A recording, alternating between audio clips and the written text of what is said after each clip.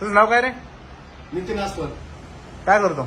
माझं गॅरेज स्वतःच श्रीगोंद्यामध्ये. बर, तुझं काय नाव आहे रे? रिया सुंदर. तू काय करतेस? बीएसच्या लास्ट इयरला आहे.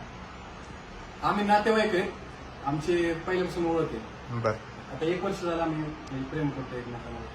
पगार किती? पगार कधी 15 पडतो, कधी 20 पडतो. भागन का तेवढ्यात? हो बघा ना, वाढेल ना फक्त त्याची म्हणजे थोडस म्हणजे वाढन. तुम्ही लग्न का करताय असं? घरच्यांची परमिशन नाहीये. तिच्या घरची थोडी परिस्थिती चांगली आहे. सांगायचं ना तुला मी तसं. स्थळ म्हणून गेलो होतो पण आम्हाला ऍक्सेप्टच केलं नाही. काय म्हणलं त्यांच्या घरच्यांचं? त्यांना थोडासा वर चढ पाहिजे अजून. होईल का नाही तुझ्याकडून? होईल ना, आता सुरुवात आहे माझी आता. दाखवून द्यायचं ना त्यांना.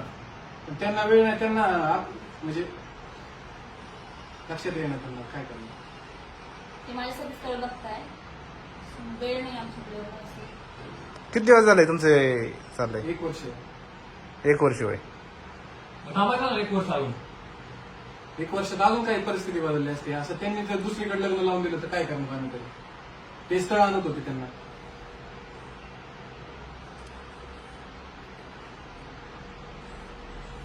आमची इच्छा आहे आमचे लग्न करायची म्हणून काही मित्र आलेले आहेत सोबत. तुम्ही जसे डॉक्युमेंट मागितले ते पण सगळे आणलेले आहेत. डॉक्युमेंट आले, डॉक्युमेंट विषय काय नाहीये. आणि ओरिजिनल आहेत. आम्ही काय असं डुप्लिकेटपणा पण केलेलं नाही. तुझ्या आई वडिलांना कळाल्यावर काय होईल रे?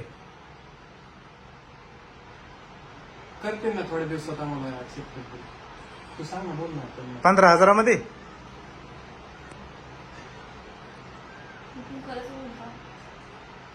कसं करायचं नंतर? कुठं राहायचं? असं काय एवढं होईल? झालं आपल्या दोघांचं म्हणजे पण मुलं बाळ झाल्यानंतर काय करायचं? काय करत एवढ्या नाही. वर्षात कसं होणार? होईल ना ऍडजस्ट. तू पण थोडंफार करू ठीक शिकली. आहे, adjust करू आपण. मी करेल काही, तू करशील काही. पण घरच्यांचं आशीर्वाद नाही लग्न करायचं. तू आता इथं मला सांगायला लागली का? त्यांना ते काय सर काय विचारते, तू काय बोलायला लागली? अरे लय लांब जायचंय. हिवाय आहे ना, हिवाय. ही काय जोर जबरदस्ती नाही. ते आता आम्ही जोर जबरदस्ती नाही होत सर, तसं नाही आहे. पण मला असं वाटतं की घरच्यांना सोडून कसं लग्नाची करायचं ना? कसं करायचं म्हणजे इथपर्यंत तू आली. तू एवढं होता सकाळी ते निघालेले. सकाळी निघाल्यानंतर बसमध्ये ते आतापर्यंत आमचं रात्रीपर्यंत बोलणं. मी स्वतः घेऊन आलोय. आपण ज्यावेळेस लग्नाचा विषय होता तेव्हा थांबतात कुणी पण विचार करतोच. आमचं काम आहे प्रश्न विचारायचं. आम्ही काय कोणाचे लग्न लावत नाही तेव्हा. सांग ना त्यांना काय म्हणते ते. मुलगी पूर्णपणे तयार पाहिजे. मॅडम 100% शुअर नाही वाटत तुमच्यावरती. चेहऱ्यावर तर वाटानाच. एक महिना टिकन म्हणलं तरी. बोललो ना काय सांगते ते. असं असं असंच कन्फ्युजन आहे. परत कसं व्हायचं? काय मला माफ कर. म्हणजे मी नाही करू शकत लग्न. खरंच माफ कर.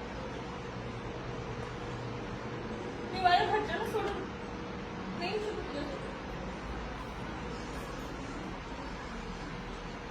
मी काय करायचं आता इतके दिवस. मी पण आता तुला आयुष्यभर सांभाळण्याची तयारी दाखवली. तू असं काय करायला लागलीस? ही गोष्ट खरी आहे. पण घरच्यांचा आशीर्वाद न घेता, घरच्यांना न सांगता त्यांचा विचार केलाय का आपण? तुझ्या घरच्यांचा, माझ्या घरच्यांचा, त्यांचे काय हाल आपण होते? इथून जाऊन त्यांच्या हा पासून जाऊ. समाज त्यांना जगू देणार नाही. आणि आपल्या बाळांना काय सांगायचं आपण? की आम्ही पळून जाऊन लग्न केलं.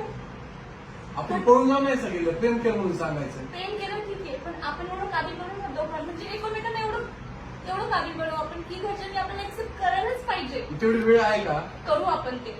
मी माझ्या घरच्यांना थांबवण्याचा प्रयत्न करेन. जर नसेल होत तर कधीच आपल्या नशिबात नाही. असं नाही की प्रत्येक प्रेम मी सक्सेसफुल होतो. आईन लग्नाच्या दारात येऊन तो जर असं करायला लागली कसं करायचं? हे आधी सांगायचं ना वहिनी, आम्ही कशाला एवढी तयारी केली असती. मग हे मंगळसूत्र आणलं, त्यांनी तयारी केली. हा काय नाही, प्रयत्न करा तुम्ही पुढं. प्रयत्नाचा विषय नाहीये सर. पण यांना आधी कळत नव्हतं. की ऐन टायमाला असा विचार आज पण मला एकदा पण नाही बोललेले असं. मी कशाला इथपर्यंत आलो मला असतो? कधी वाटलं नाही रे. माझं पण तुझं प्रेम आहे, पण घरच्यांनी मला एवढं सांभाळलं, एवढा जीव लावला, आणि अचानक मी अशी कसं करू शकतो? तू सांग ना. त्यांच्या मनासोबत मी कसं हे बघ, करू तू शकतो? अजून घरी नाही आले, तू क्लासला आले म्हणून जा. विषय सोडून देऊ आपण. काय नाही एवढं. जर वाटलं कॅपेबल, तुला वाटलं नाही बरं तर तयारी तर असं ऐन टायमाला जर दारात येऊन असं नाही करायचं तुला. मला खरंच माफ कर, पण मला काय मग करू? माझं काय तू मनात विचार कर ना तू. तू मला समजून घे ना.